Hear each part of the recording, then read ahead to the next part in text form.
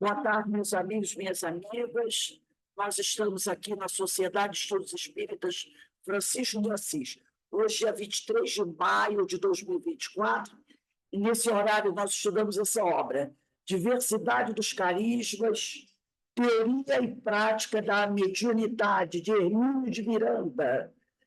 Nós estamos estudando o capítulo 13, o capítulo 13, que trata da mediunidade. E nós estamos já no item 2, que é o item sobre o médium.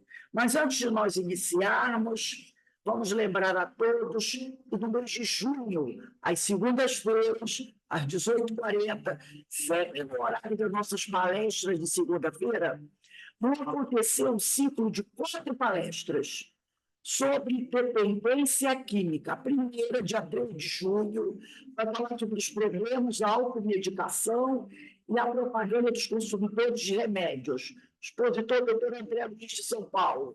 Dia 10 de junho, o disfarce das bebidas sociais com Lira Rocha, do Paraná. Dia 17 do 6, o tabagismo na visão espírita e a questão dos cigarros eletrônicos, com Guilherme Azeredo, de São Paulo. E dia 24 do 6, encerrando o nosso painel, o tema é as drogas e a ilusão da fácil libertação, com o doutor André Luiz. Tá? Então, gente, todos são convidados. Vou pedir a vocês para compartilharem o nosso cartaz e o link a gente vai mandar na época, porque o link é aquele mesmo das palestras, né? Pode desligar. Eu vou mentir que eu vou desligar a nossa música aqui. Eu esqueci de desligar a nossa música.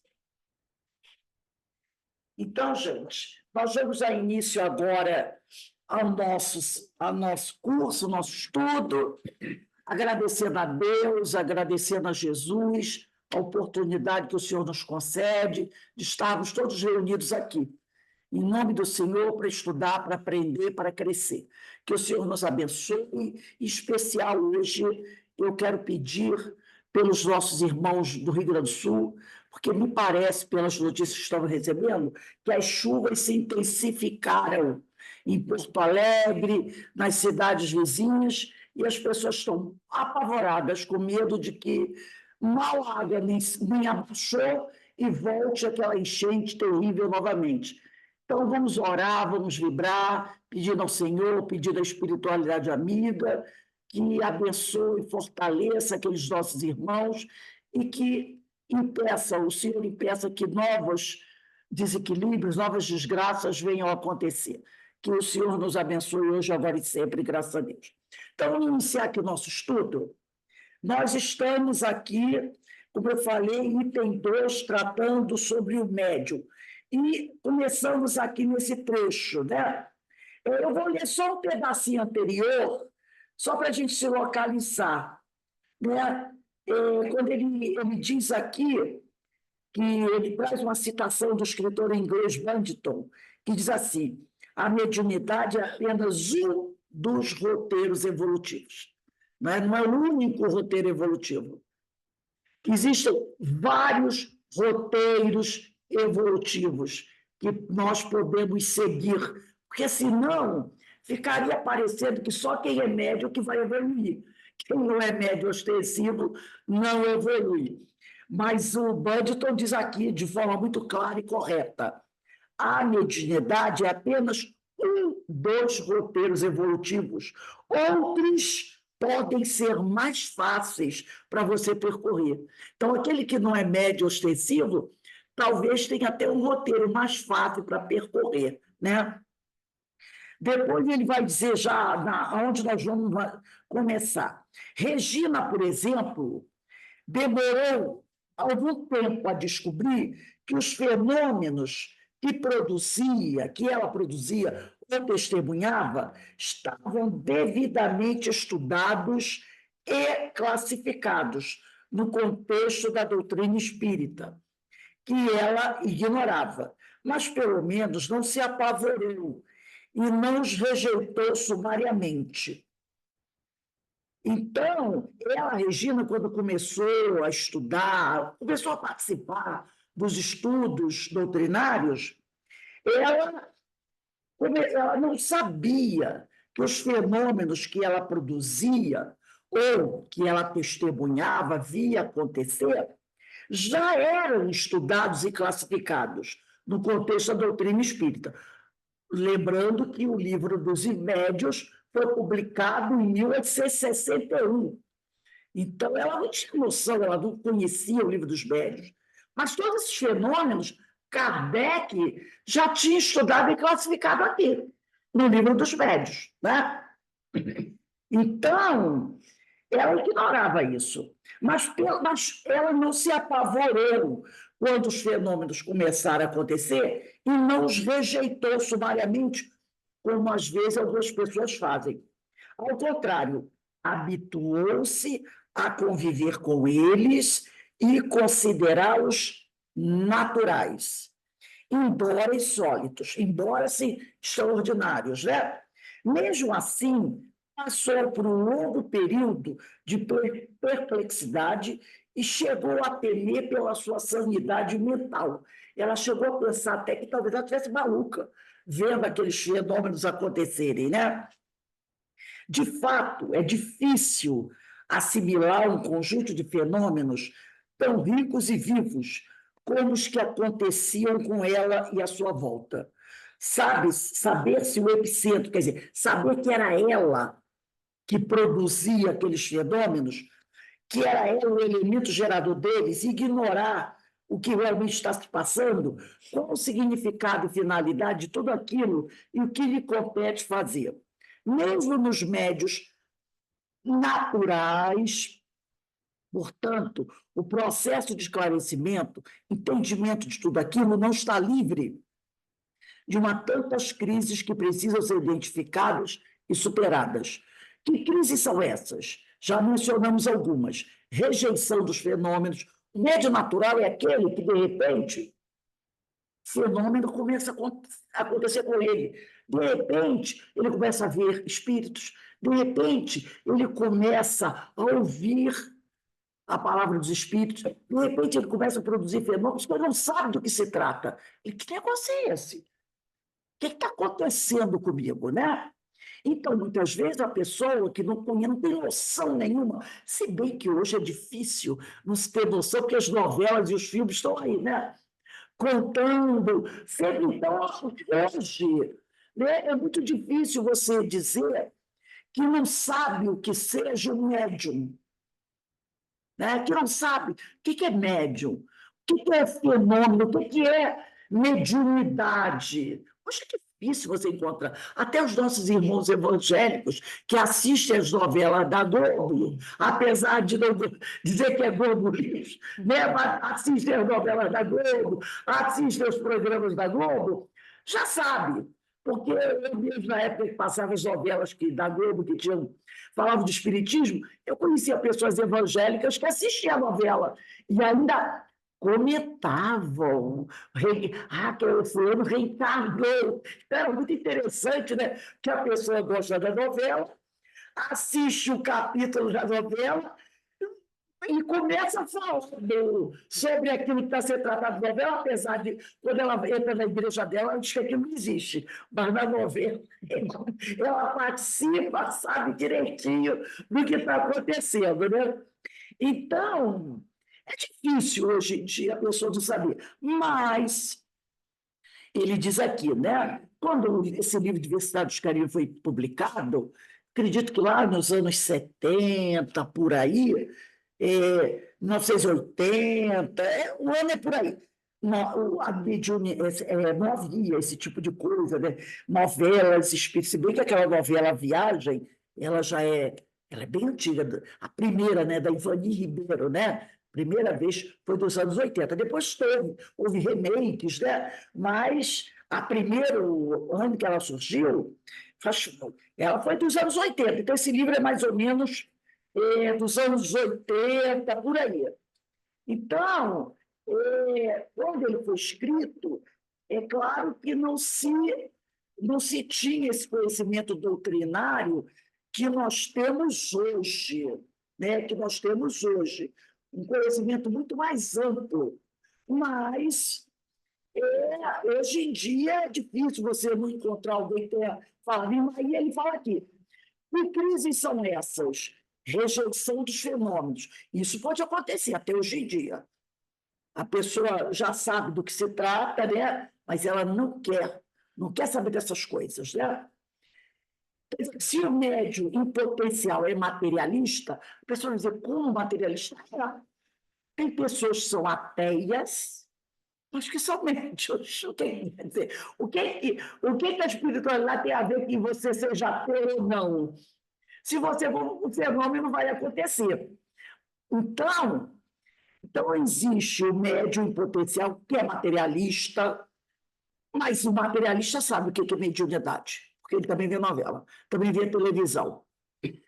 Tem o católico, né, o católico praticante, mas a igreja carismática produz alguns fenômenos, que aí eles falam que é o dom de línguas, mas eles sabem que é xenognosia. Tem um protestante convicto, pois a mediunidade desconhece tais condições e fronteiras. Então, a mediunidade, né, como ele diz aqui, desconhece se você é ateu, materialista, católico, protestante. Você pode ser e ser um médium ostensivo.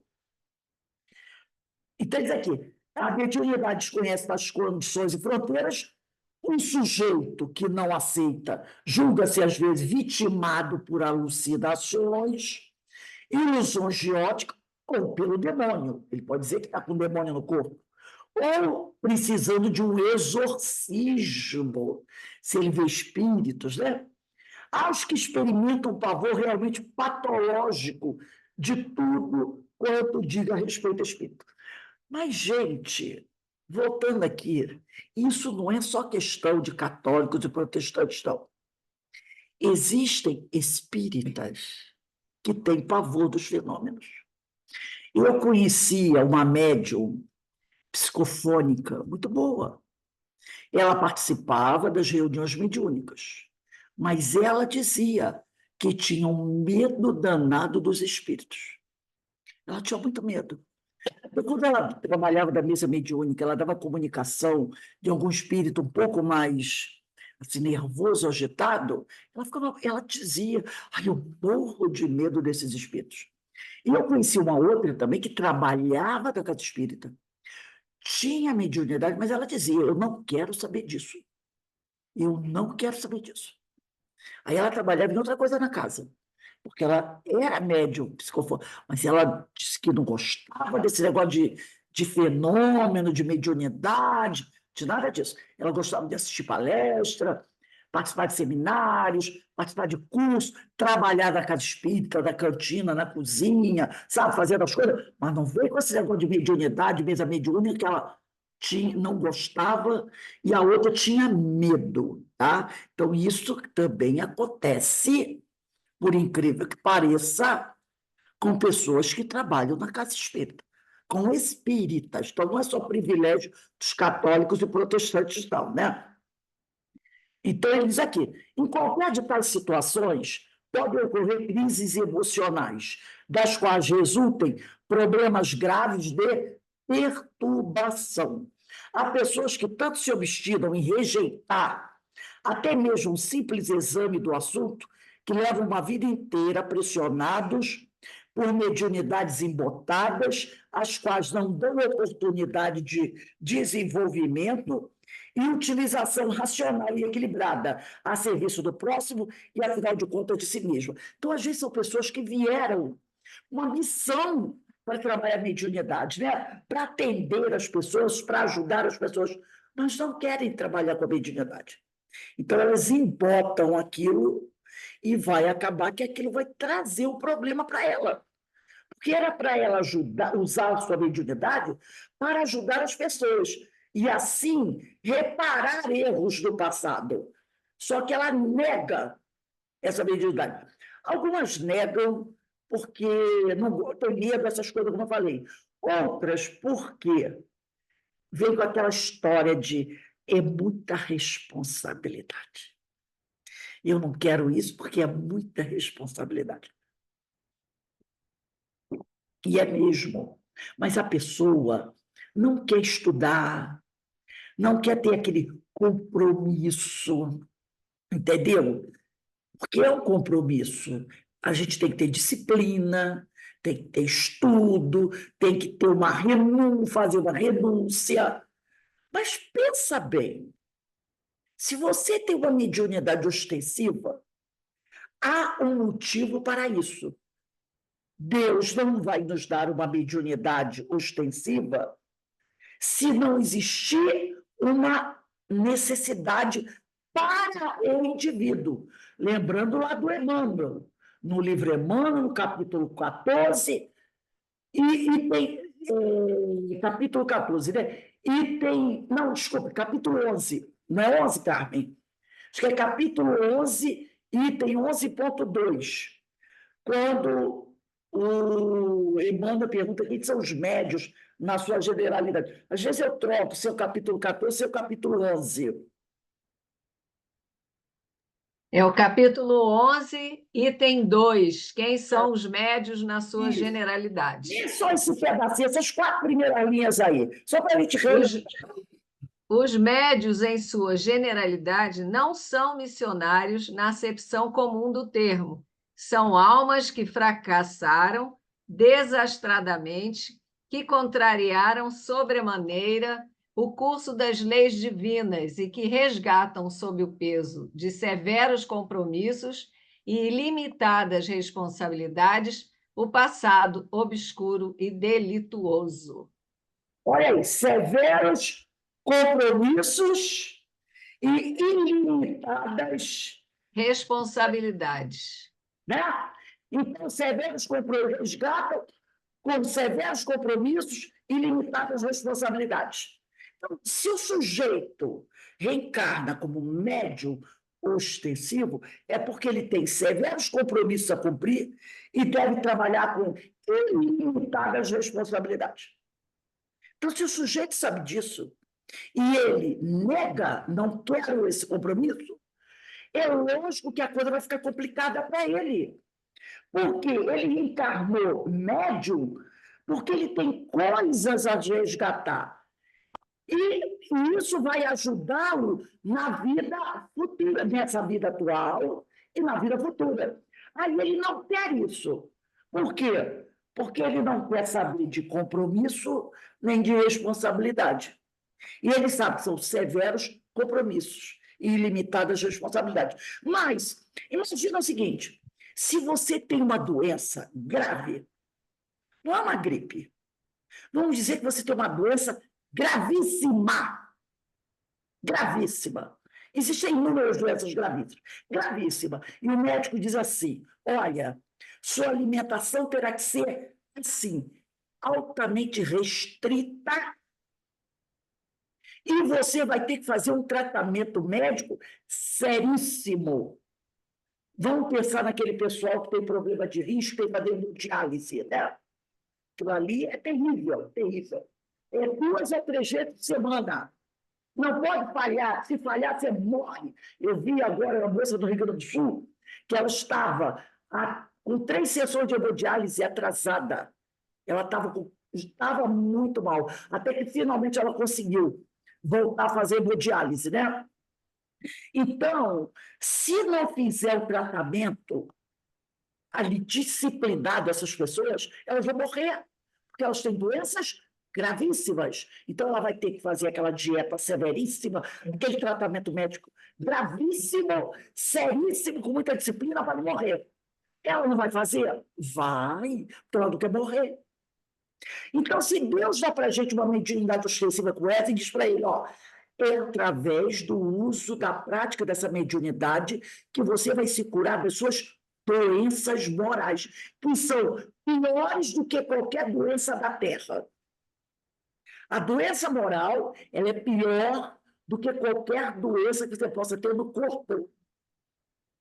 Pior. Então, o tratamento dela também é seríssimo. Aí o sujeito diz, não quero. Quero. É ignorância. Por quê? Se ele não cuidar disso, a doença dele vai continuar ad eterno. Então, é que ele fala aqui, né?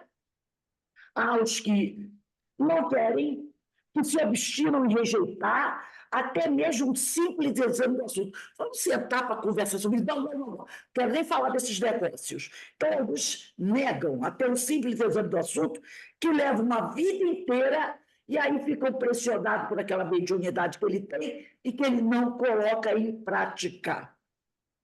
Isso vai trazer para ele graves problemas futuros. E aí ele diz aqui, como vimos há pouco, e convém insistir, fenômenos esparsos e ocasionais são sempre indícios de uma forma ou outra de mediunidade em potencial, mas não significa necessariamente que a pessoa tenha vindo com compromisso na tarefa mediúnica, mesmo porque sempre nos resta o direito do livre-arbítrio. Então, pessoas que de vez em quando vê alguma coisa, de vez em quando escuta alguma coisa. Isso significa o quê?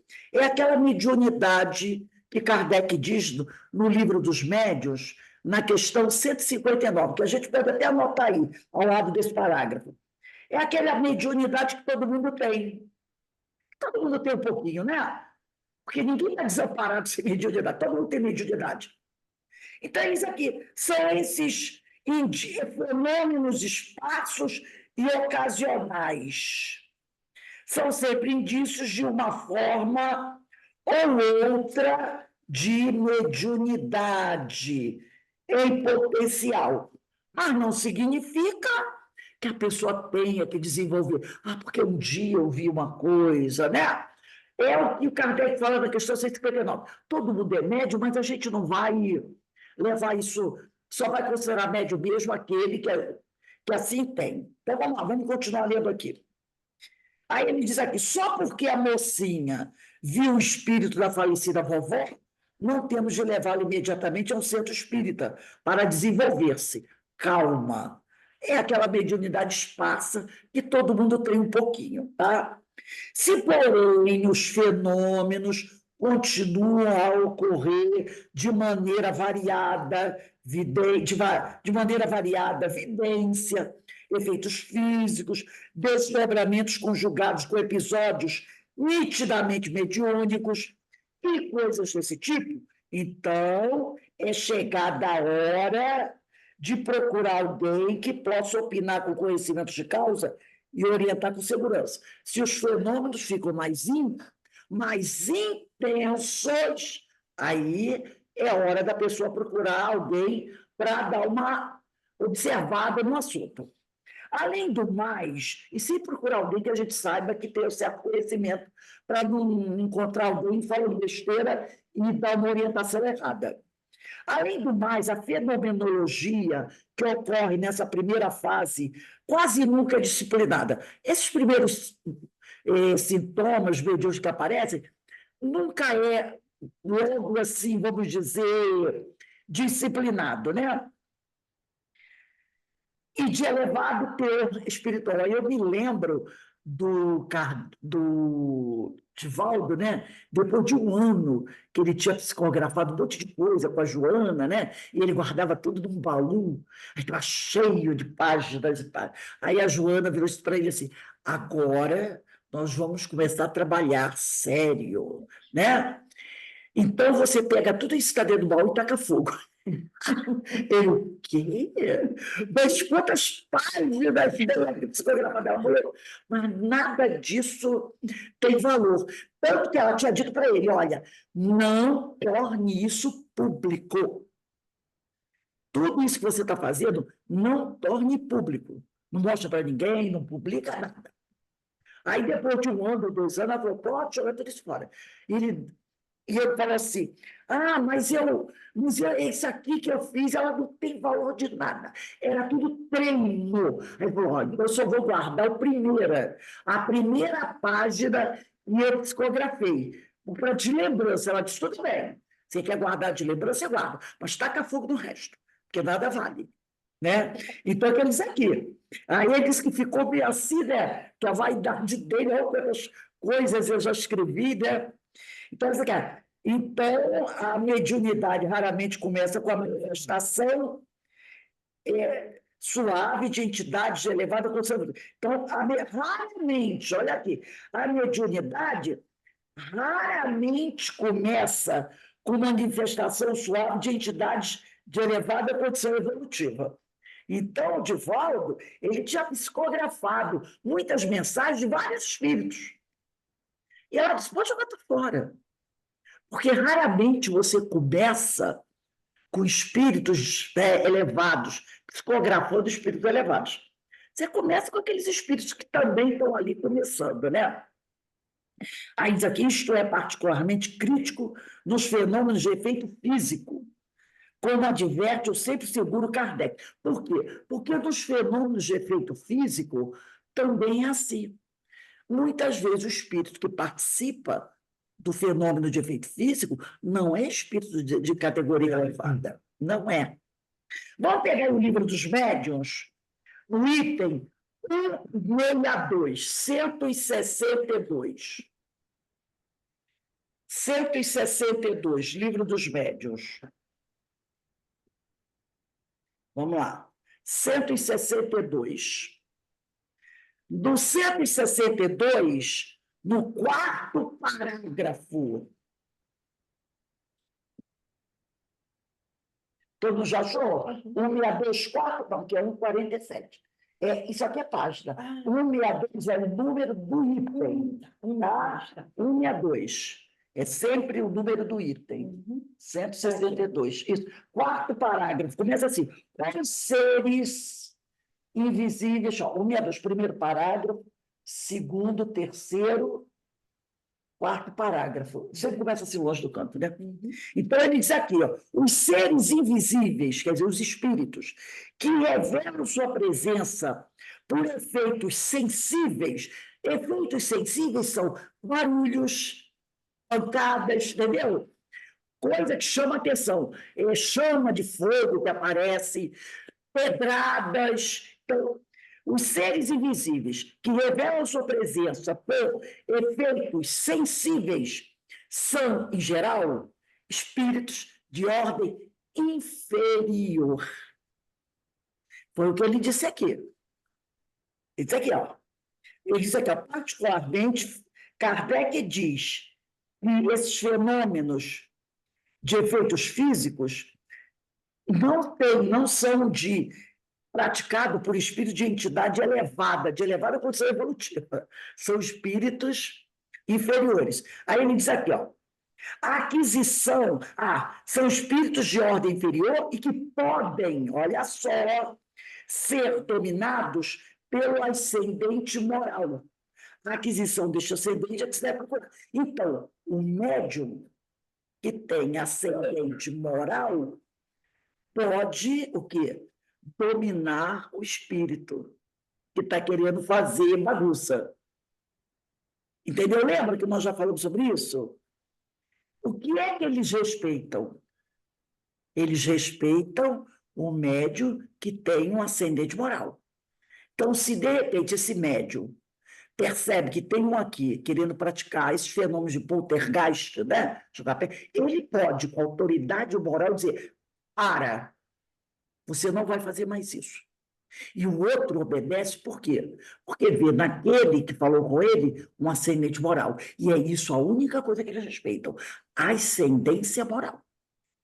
Então, ele diz aqui, Kardec vai dizer aqui, ó, para alcançá-lo, então, para alcançar esse ascendente moral, precisa que o indivíduo passe do estado de médio natural ao de médio voluntário.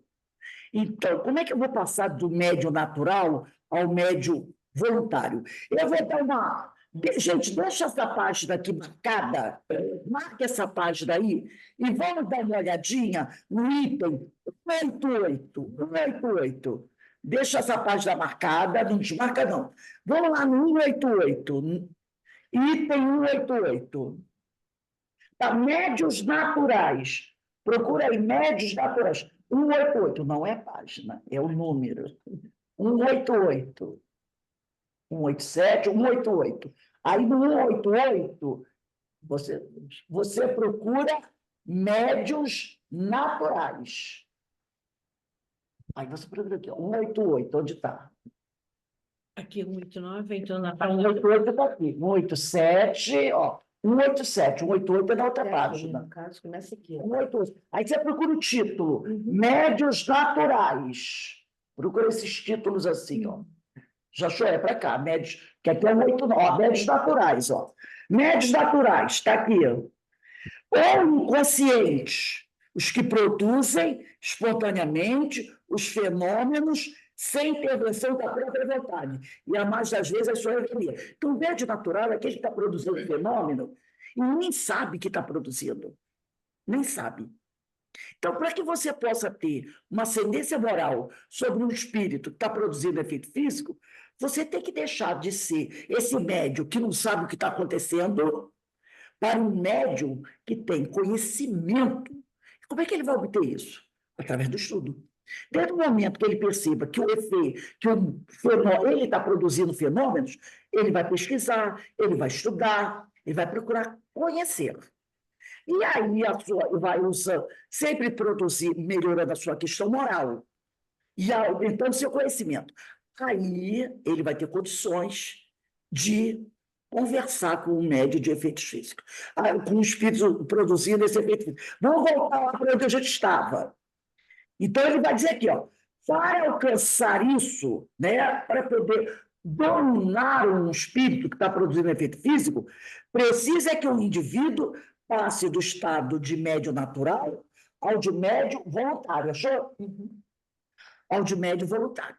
Então, ele vai ter que estudar, volta, ele vai ter que estudar a mediunidade, para que ele possa, isso aqui, né, dominar. Aí ele diz aqui, produz-se, então, efeito análogo, semelhante ao que se observa no sonambulismo. Como se sabe, o sonambulismo natural cessa, geralmente, quando substituído pelo sonambulismo magnético. Não se suprime a faculdade que tem a alma. Você não pode eliminar uma faculdade que você possui.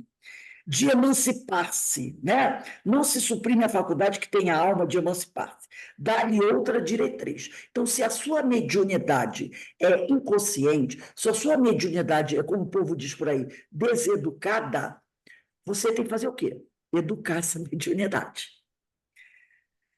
Para isso, em vez de pôr-se obstáculos ao fenômeno, coisa que raramente se consegue e que nem sempre deixa de ser perigosa, o que se tem de fazer é concitar, é convocar o médium a produzi-los à sua vontade, impondo-se ao espírito. Então, essa questão 162, aqui o quarto parágrafo, é muito importante. Então, pode tirar a marquinha aí, que a gente não vai voltar mais aí, né?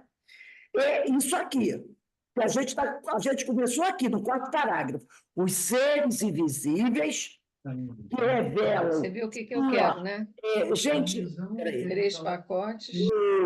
os seres invisíveis que revelam sua presença por efeitos sensíveis são, em geral, espíritos de ordem inferior e que podem ser dominados pelo ascendente moral. Então, o espírito que está produzindo efeito físico não é espírito elevado.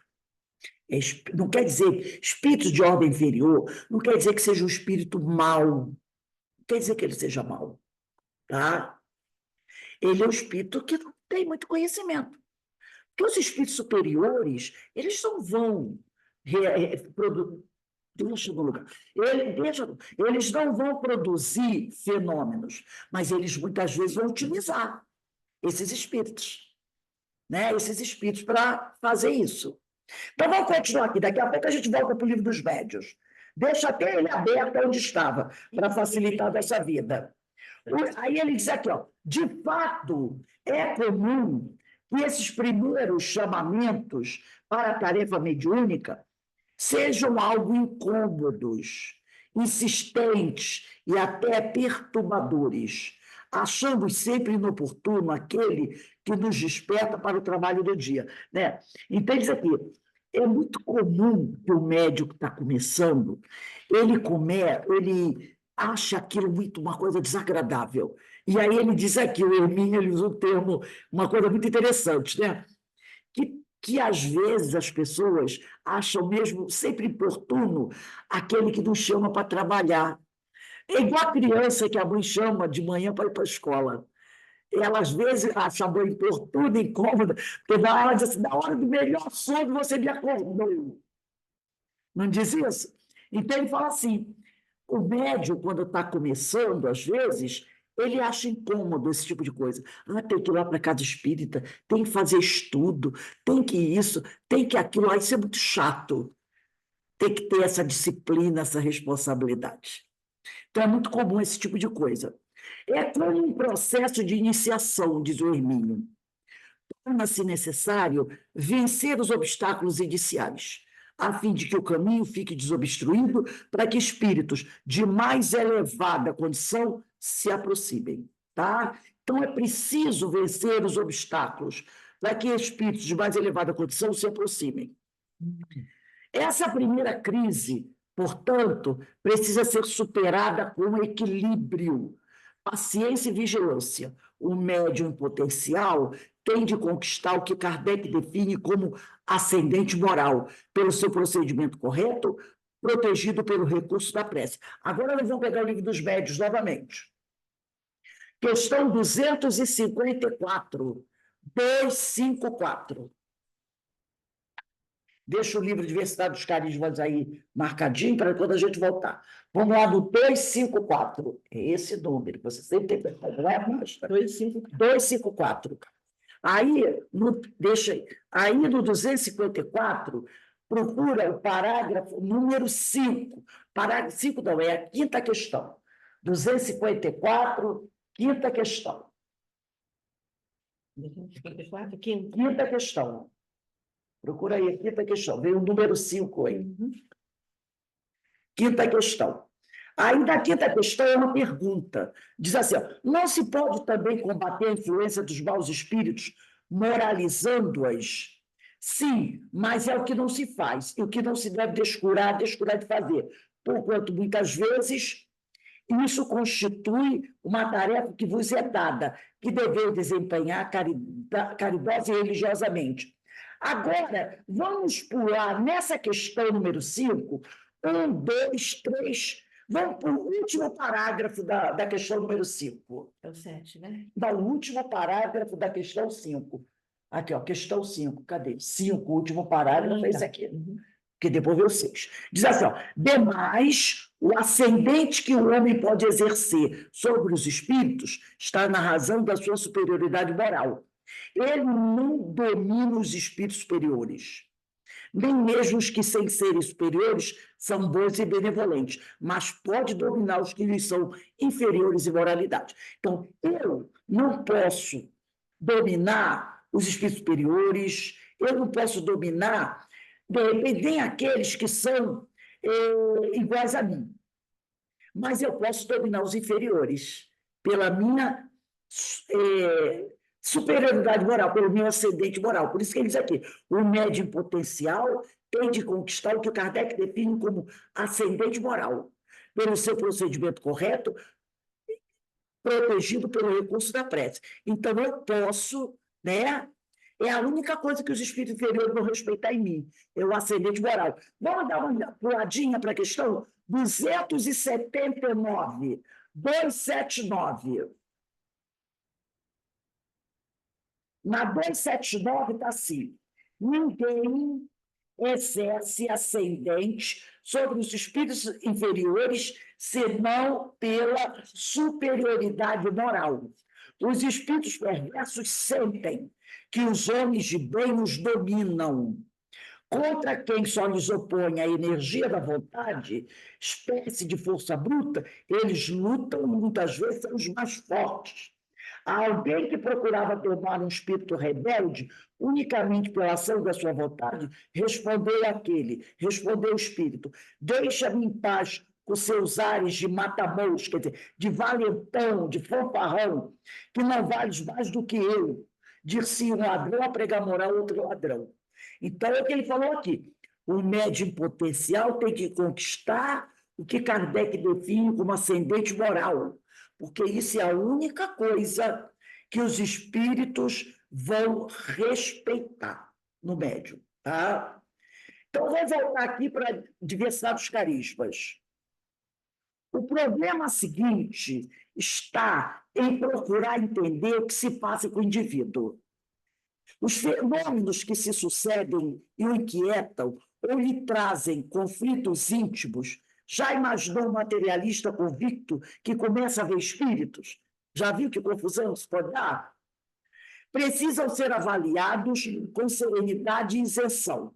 É preciso recorrer a alguém que realmente tenha condições de o ajudar. Não adianta tentar ignorar o problema. Ele existe e persistirá, especialmente quando há compromissos programados para o exercício mediúnico como ser encarnado. Esse é o problema. A pessoa tem a mediunidade começa a se revelar e a pessoa não quer. Não quer. Mas se ela tem, se ela reencarnou com um compromisso programado, ela não vai adiantar.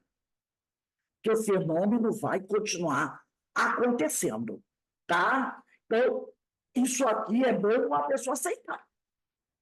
Porque isso vai continuar acontecendo, a vida da pessoa vai virar talvez um inferno. Vai, porque ela vai continuar vendo espírito, e os fenômenos vão continuar acontecendo, ela vai ficar ouvindo coisas, então ela tem que aceitar e procurar trabalhar aquilo. Chegou a hora da busca, o que está acontecendo? O que significa tudo isso? Que finalidade tem? O que devo fazer? Estou louco? São perguntas que a pessoa vai fazer. Especulações ociosas nada resolve. Quer dizer, ficar fazendo essas perguntas nada resolve. Nem hesitações ou adiamentos. É preciso enfrentar o problema e buscar a ajuda de alguém que saiba, queira e possa contribuir decisivamente para o esclarecimento dos problemas suscitados. 4 alternativas diferentes podem ocorrer com a pessoa. Primeiro, ausência de orientação. Quando o médium iniciante acha que pode resolver sozinho suas dificuldades. Isso é um problema. Ele acha que sozinho pode resolver. O risco é grande de acabar mesmo perturbado ou obsediado, joguete de espíritos irresponsáveis ou vingativos. Ele não quer pedir ajuda, deixa comigo que eu resolvo. Pode dar problema. Segundo, outra questão, outra alternativa, orientação inadequada. Ele vai buscar uma pessoa que não sabe dar uma orientação adequada. Quando a pessoa chamada a opinar não está suficientemente qualificada e agrava a situação com sugestões e palpites de entendido, entre aspas, entendido incompetente, o que acarreta complicações verdadeiramente desastrosas. Terceira alternativa, que pode ocorrer, desorientação, quando o médium iniciante se apavora, entra em pânico, em vez de procurar examinar serenamente a situação e avaliar tudo com bom senso, atira-se atabalhadamente a uma atitude febril e desordenada, adotando tudo quanto seja sugestão, comparecendo a qualquer centro que lhe seja indicado, submetendo-se a qualquer treinamento ou ritual que lhe diga o necessário para desenvolver suas faculdades. Pode ser até que seja um excelente médium em potencial, mas estará em sérias dificuldades dentro em pouco. Por quê? Ou ele resolveu trabalhar sozinho, ou ele procurou uma ajuda de alguém que não saiba nada, ou ele saiu batendo de porta em porta, né? Quarta alternativa, orientação correta. Neste caso, o médium incipiente é um médium novato, teve a sorte ou o bom senso de encontrar a pessoa certa, que o ajuda a ordenar as coisas, orientando-o a observar os fenômenos com espírito crítico, a estudar os aspectos teóricos da questão em livros confiáveis, como o Livro dos Médios, o Livro Invisível do Leon Denis, os livros da Ivone Pereira, da Sueli Caldas Schubert, né? E, eventualmente, a integrar-se num grupo que lhe proporcione as condições de que necessita para desenvolver a sua tarefa. Essa quarta alternativa é a melhor. Em suma, é preciso admitir que o problema existe. Ele está vendo coisas, ele está produzindo fenômenos. E buscar ajuda competente para avaliar a situação e, finalmente, traçar e cumprir um programa de estudo e treinamento. Então, se você conhece alguém, ou você mesmo, está começando a produzir fenômenos, e esses fenômenos estão acontecendo com constância, procure uma orientação equilibrada, procure uma pessoa de bom senso, né? Procure uma boa casa espírita, né, que tem um trabalho organizado, responsável, para você começar a conhecer esses fenômenos. Agora a gente vai entrar no item 3, mediunidade e sensibilidade. Diz assim o Hermínio: só há fenômeno mediúnico quando o sensitivo, quer dizer, o médium, né, funciona como intermediário entre espíritos e seres humanos encarnados. Então, só existe fenômeno quando o médium é um intermediário entre espíritos e seres humanos encarnados.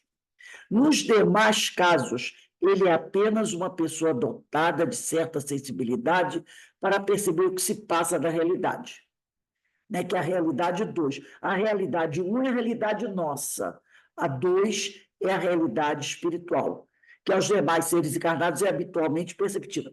É só um minutinho, vou pedir a vocês só um minutinho aí. Eu ia ver se também tinha um livro da Denise, do Universidade dos Carismas. Eu acho que não está ali, não, né? Acho que ela levou, porque esse seu não tem os desenhos. O seu tem o dela, não.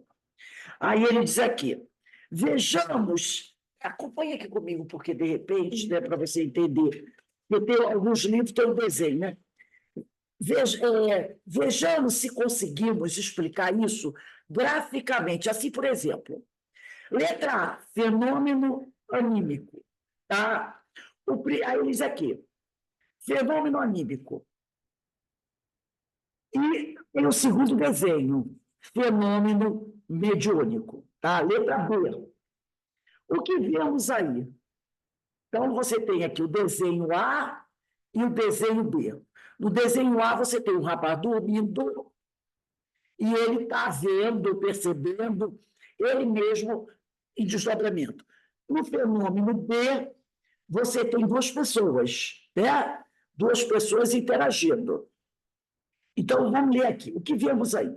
No primeiro caso, o fenômeno anímico, que é o do desenho A, o sensitivo, que é o que está dormindo no desenho A, é o médium, fica entre as duas realidades.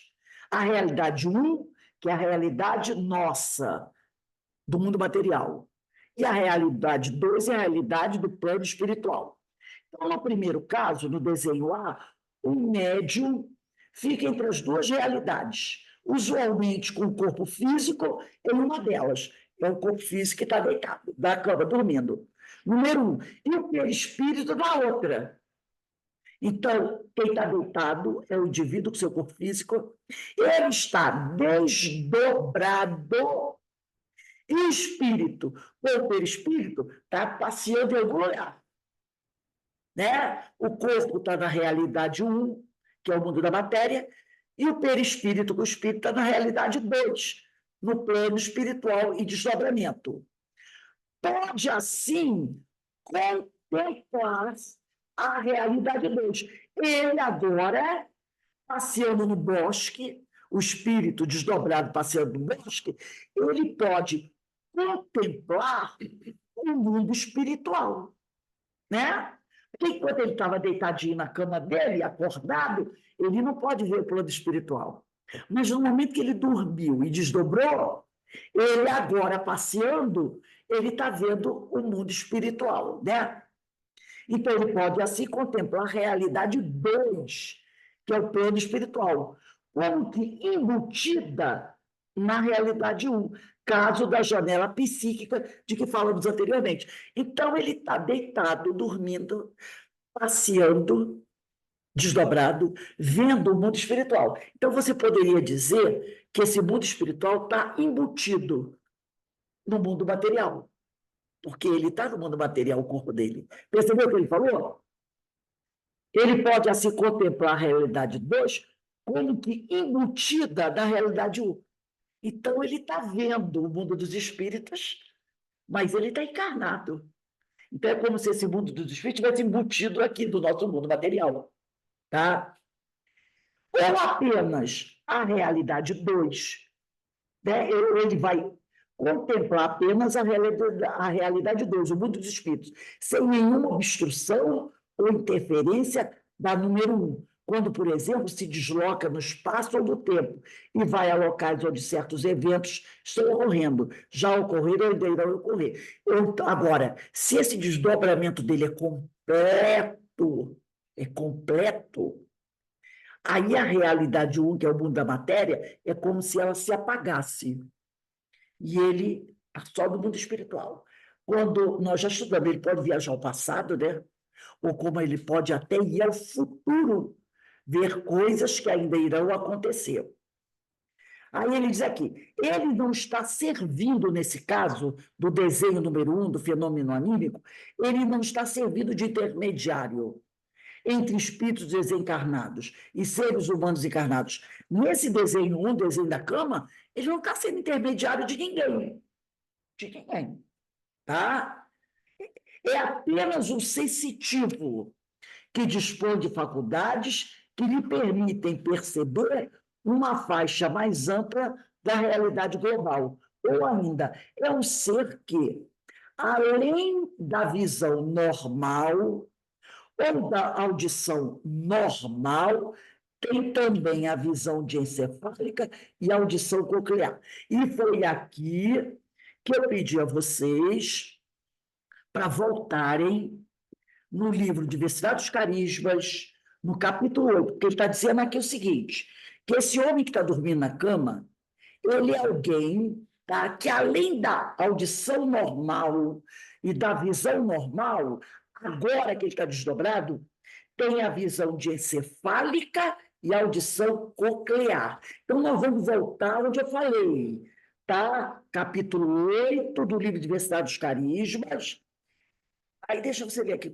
Item 3, quinto parágrafo, quando ele diz assim, como se observa, porque nós já estudamos isso, mas é só para a gente lembrar o que é visão diencefálica e audição coclear. Diz aqui, ó, como se observa, portanto, estou no livro Diversidade dos Carismas, é tarefa habitual do diencéfalo, que é uma parte lá do nosso cérebro, né? Converter pensamentos em imagens. Então, o nosso diencéfalo, que é uma parte do nosso cérebro, ele pode converter, transformar pensamento em imagem, tanto comandado pela vontade do próprio encarnado, como sob impulso de uma vontade alheia. Quem estudou ontem o livro Emmanuel com a gente, estudou isso aqui. Lembra, na aula de ontem que estava... Alguém aqui estava na aula de ontem de Emmanuel? Na aula de ontem de Emmanuel, nós estudamos isso. Que os espíritos superiores, aqueles espíritos celestes, até lemos um trecho de Asclépio, esses espíritos podem manipular nossas células nervosas e fazer com que a gente veja o que eles querem que a gente veja.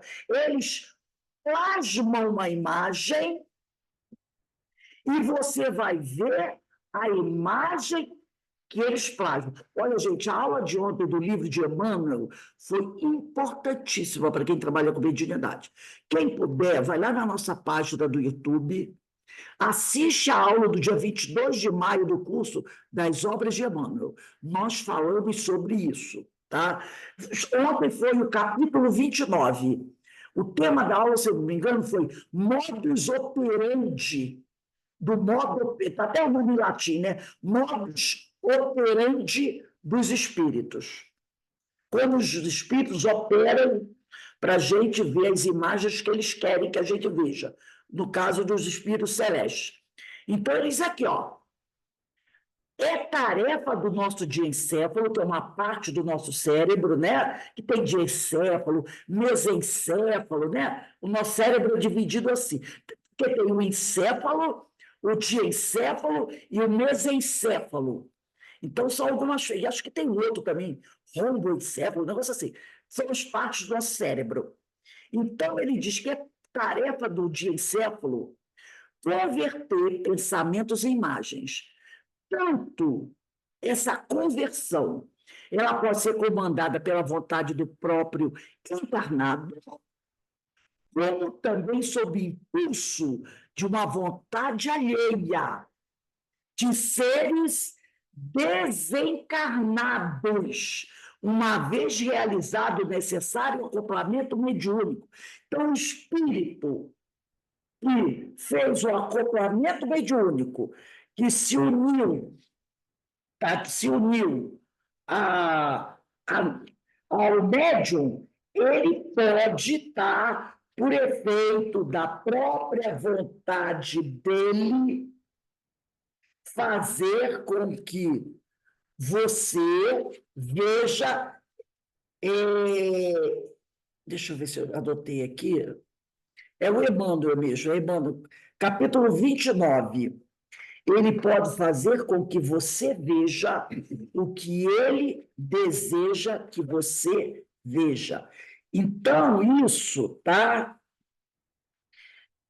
Se o espírito que está fazendo isso é um espírito bom, que maravilha, né?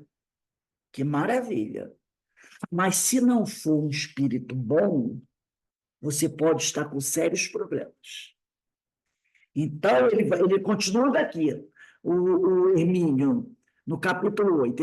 Então, ele diz que é tarefa habitual do diencéfalo converter pensamentos em imagens, tanto comandado pela vontade do próprio encarnado, sua vontade, como sob o impulso de uma vontade alheia, de seres desencarnados, uma vez realizado o necessário acoplamento mediúnico.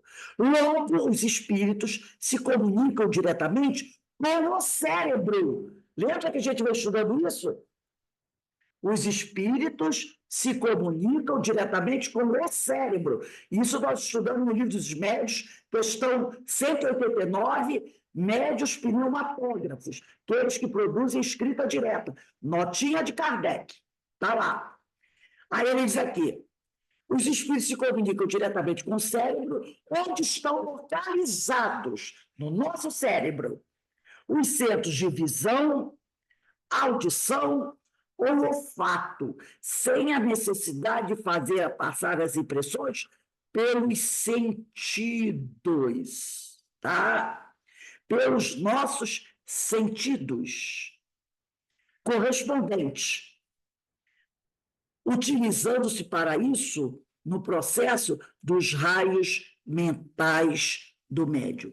Então, eles podem acessar o nosso diencéfalo, tá?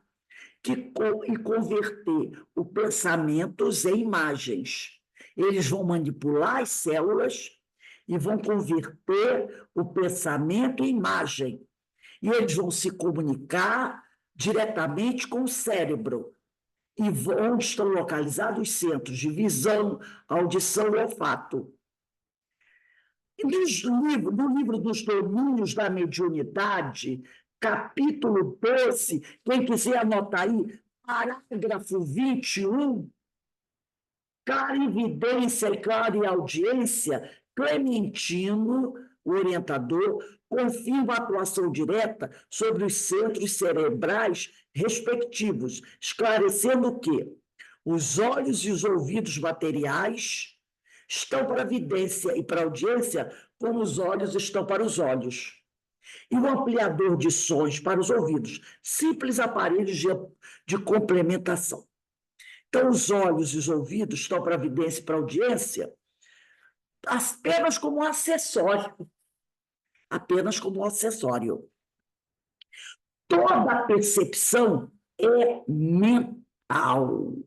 Por isso, né, que nós podemos dizer, isso está lá do livro dos Domínios da Mediunidade, que surdos e cegos encarnados, convenientemente educados, podem ouvir e ver, por meios de recursos diferentes daqueles que são vulgarmente utilizados, olhos e ouvidos. Então, os cegos e surdos podem tranquilamente ver e ouvir. o médium. Eu me lembro aqui do meu amigo, ai, meu Deus, lá do Curupaiti, me fugiu o nome dele, Nilton Guape, que ele era ranceniano, e ele era cego, totalmente cego. E ele via, ele era médium. Então, ele dizia, Rose, eu vi o Amazonas, ele via a gente. Descrevia a gente tranquilamente, descrevia o Amazonas, o pessoal todo. Ele disse, no desdobramento do sono, eu fui lá no Centro Espírita Filhos de Deus, que é muito interessante esse nome desse Centro Espírita, né? Porque lá nos anos 1940, quando foi fundado esse centro, lá no Curupati, que é uma colônia de rancenianos, havia muito preconceito contra os rancenianos, preconceito danado. Então, eles eram largados lá. Então, quando eles tentaram fundar um centro espírita, aí tinha que registrar da polícia, era coisa de espírita, registrar da polícia baixo. Então, eles tiveram que fazer uma reunião, e chamou, aí veio o delegado de polícia, veio todo mundo, isso nos anos 40, né? O Amazonas contava para a gente lá. E aí estava todo mundo reunido, né? A polícia concordou, aí eles foram conversar com o delegado, né? O delegado aceitou lá, foi conversar com o delegado, a gente quer fundar o centro espírita. Aí o delegado, você sabe, aquelas coisas, né? Ele disse, não, meu senhor, a gente quer fundar um centro espírita aqui para atender esses pobres filhos de Deus que tem aqui dentro. Aí o delegado disse, tá bom, vou permitir. E qual é o nome do centro? Aí o outro senhor que estava lá, que já desencadeou, disse, Filhos de Deus. Aí ficou Centro Espírita, o amigo falou assim, né, o Amazonas, é para ajudar esses pobres coitados, filhos de Deus que vivem aqui dentro, né? Aí quando o cara perguntou, e qual vai ser o nome do centro? Aí o outro falou, Filhos de Deus. Aí é Centro Espírita, Filhos de Deus, que tem até hoje lá, né? Então, o Guape, que ficou internado lá há 60 anos, porque ele foi para lá com 16 anos, né? Com 16 anos, e morreu lá com 80 anos. Ficou lá mais de 70 anos lá, internado lá. E ele dizia para mim, Rose, eu do desdobramento vejo tudo. Eu vejo todos vocês. E ele era completamente, que a doença tomou conta dos olhos dele, ele enxergava desde os 18 anos que ele era cego, né? Então, ele não enxergava, mas ele via. Então, eu diz aqui, Manuel, o livro dos médios, está aqui, livro dos médios, que ontem nós estudamos essa questão para caramba, 189, tá? Notinha da questão médios, cinematógrafo, notinha. Então, ele fala aqui, surdos e cegos encarnados, convenientemente educados, podem ouvir e ver por meio de recursos daqueles que são vulgarmente utilizados. Nós, para vermos aqui, precisamos dos nossos olhos e para ouvir do nosso aparelho auditivo. Mas o cego, se tivesse um cego aqui e que fosse um médium educado, ele descreveria a nossa casa espírita, mesmo sem ter dos olhos e o aparelho auditivo, né? E aí continua o nosso irmão Clementino. Não, aqui é o Hermínio ainda nesse capítulo 8. O que, em outras palavras, é o que diz Budton ao informar que os sentidos, sentido auditivo, né? Que os nossos sentidos são meros canais de comunicação com a mente. Esta é que importa. A mente é que importa. Clementino vai um passo adiante ao ensinar que ainda mesmo no campo das impressões comuns, embora a criatura empregue os ouvidos e os olhos, ela vê e ouve com o cérebro. E apesar de o cérebro usar as células do córtex para selecionar os sons e imprimir as imagens, quem vê e ouve na realidade é a mente. Porque realmente, no nosso caso, quem está vendo aqui não é o meu olho, é a minha mente. É a nossa mente que vê. Tá? Porque o sinal, a imagem, ela impressiona, vai pelos nossos nervos até o cérebro, até aquela parte do cérebro que é responsável pela visão. Então, nós temos os nossos olhos, temos a retina, que é como uma lente, né? Vamos dizer assim, que fotografa a imagem vai pelos nervos até a área do cérebro como responsável pela visão. Então, na realidade, quem vê é a mente. E a mente manda a resposta. E é você ver. Se essa área da mente responsável pela visão tiver sido afetada, o teu olho pode se dirigir a qualquer coisa e você não vai ver. Não é assim? Você não vai ver. Porque aonde é visto é lá no cérebro, naquela área da nossa mente que vê. Né? Tanto que, por exemplo, o ranceniano, ele tem problema nos nervos. E é muito perigoso, porque o ranceniano, às vezes, ele cozinhar, se o fogo estiver aceso, e ele botar o braço no fogo, vai queimar, e ele não vai sentir. Só alguém depois, que logicamente que vai afetar uma área maior, tanto que o teste, eu já fiz esse teste, né? Que eu, uma vez teve uma suspeita, é assim, ó, naquela área que estiver afetada no seu braço, às vezes está meio escamadinho, pega-se uma agulha e, se você não tiver sensibilidade ali, há uma probabilidade. Eu já fiz para ver, como é que chama aquele negócio? Que eu tive... Ô, Rose, amiga, você podia me dizer, é porque eu cheguei do médico há pouco, entrei atrasada no estudo. Aí eu vi Domínios da Mediunidade, capítulo 21, anotei. Esse dos domínios da mediunidade foi capítulo 12, parágrafo 21. Mas eu encerrei aqui, né? Capítulo 12, ele diz, 21. ainda mesmo no campo da... Estou lendo aqui do livro, né? Dos domínios da mediunidade. Ainda mesmo no campo das impressões comuns, embora a criatura empregue os ouvidos e os olhos, que é o que a gente emprega, né? O ouvido e os olhos, ela vê e ouve com o cérebro, nós encarnados. E apesar de o cérebro usar as células do córtex para selecionar os sons e imprimir as imagens, quem vê e ouve na realidade é o médium. Então, é o médium que vê. É a mente que ouve da mediunidade. É o cérebro. Não, mas você está encarnado, então a tua mente está ligada ao cérebro. Quando a gente está... Não, eu estou vendo aqui, quando ele disse aqui no livro, tá? Quando você está encarnado, você tem o seu cérebro. Se você está desencarnado, você vai usar a mente. Então, por isso que ele falou. Tem também a visão diencefálica e a audição coclear. Aí depois ele ia entrar no fenômeno mediúnico, né? Então, se eu estou encarnado, tudo passa pelo meu cérebro. Por isso que ele fala o cérebro. Todo pensamento que vem da minha mente, para ser expressado, tem que acessar o meu cérebro. Eu estou encarnado. Então, o meu cérebro, estando encarnada, é o centro que vai divulgar, é o centro divulgador do que está na minha mente. Se tiver um probleminha no meu cérebro, a minha mente não vai conseguir expressar o que ela quer. A gente vê isso, está passando o campeonato mundial campeonato de paralímpico, né? É campeonato mundial, né? Não é ainda na Olimpíada, é o campeonato mundial. Então, é do atletismo, do atletismo.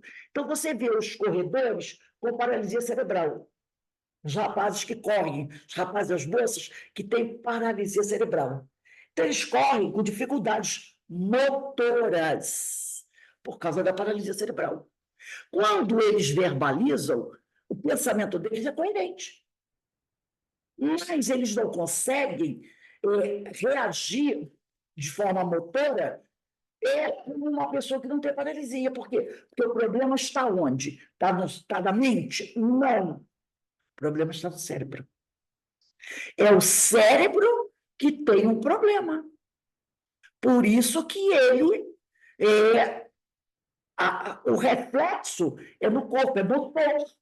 Todos têm o braço paralisado, porque a área do cérebro responsável pela parte motora está afetada. O comando vem da mente. Estica o braço, recolhe o braço, mas o cérebro não transmite. Então, o espírito diz, a mente diz, estica o braço, mas a parte do cérebro que comanda o movimento desse braço não consegue passar a ordem do espírito. Então, o braço não vai esticar. Entendeu? Então, eu estou encarnado. Tudo passa pelo meu cérebro. Agora, se eu estou desencarnada, se eu estou em desdobramento, mente não fica deficiente. Pode ficar desequilibrada por causa das energias deletérias, mas não fica, a mente não fica alterada como o cérebro fica, porque o cérebro é um órgão que pode receber uma lesão, um acidente. Mente não tem lesão, tem desequilíbrio fluídico, energético, mas lesão, sofreu um acidente e a mente foi afetada. Não, a mente daquilo foi afetada foi o cérebro e os seus componentes, né? Teu cérebro, cerebelo, diencéfalo, mesencéfalo, bulbo, né? Toda essa parte. E isso pode ser afetado. E aí vai impedir que o espírito se manifeste convenientemente, né? Então, nós encerramos aqui, quando ele diz, ou ainda, quando ele diz apenas o médium, apenas o sensitivo, que dispõe de faculdade, que lhe permitem perceber uma faixa mais ampla da realidade global. Ou ainda um ser que, além da visão normal, que é a minha visão do meu olho, ou da audição normal do meu aparelho auditivo, tem também o médium a visão diencefálica e a audição coclear. Essa visão diencefálica que os espíritos podem manipular, interferir. Então, quem quiser se aprofundar um pouquinho aqui, assista a aula de ontem do curso das obras de Emmanuel. Está lá no nosso... Porque ela foi toda em cima disso aqui. E nós citamos outras bibliografias também, tá? Então, semana que vem, a gente vai continuar aqui, ó. Já no fenômeno mediúnico, coloca a data aí. Semana que vem é dia 30. 30/5. É aqui. Já no fenômeno mediúnico, o processo é diferente, né? Que não. Não, Qual é a página que está aqui do livro? Seria contigo, viu? Lembra? não, é o 3. É o 3. Já, aqui você tem que procurar aqui, ó. Aqui, ó. No meu livro, Inês, é a página 300. Se você tem o livro novo, é a página Tenho. 300. Obrigada, tem um livro novo. Tá bom.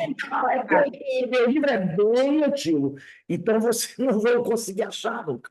Meu livro é 2 volumes, ainda era 2 volumes. Então, nós vamos dar uma paradinha agora, tá? Quando for 5h30, a gente retorna para o estudo da obra Primícias do Reino. Eu que vou dar aula hoje, que a Denise está com um probleminha, que a tia dela teve que fazer uma cirurgia, então ela não está podendo participar.